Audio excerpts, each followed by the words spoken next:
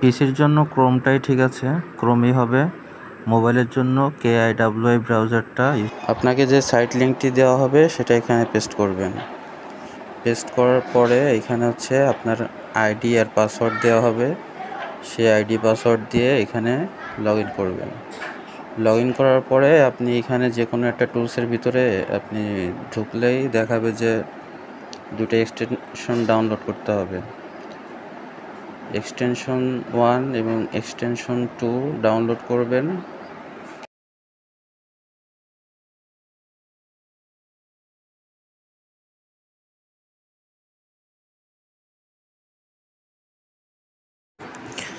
Three dot মেনুতে যাবেন, যা এক্সটেনশনের ভিতর ঢুকবেন।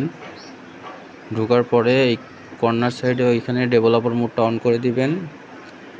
এইখান থেকে যে এক্সটেনশন দুটো ডাউনলোড করেছেন সেই দুটো এক্সটেনশন এখানে অ্যাড করে দিবেন।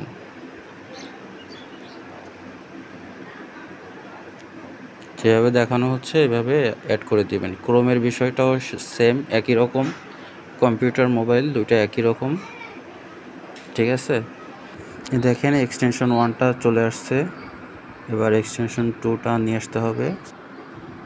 Same process.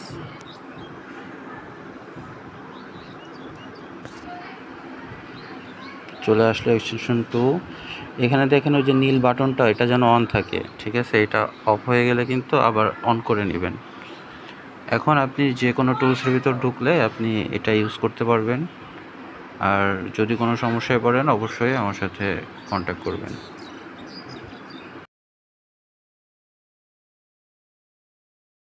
সবথেকে কম দামে আমার কাছে এই টুলসগুলো পেয়ে যাবেন, দরকার হলে যোগাযোগ করবেন।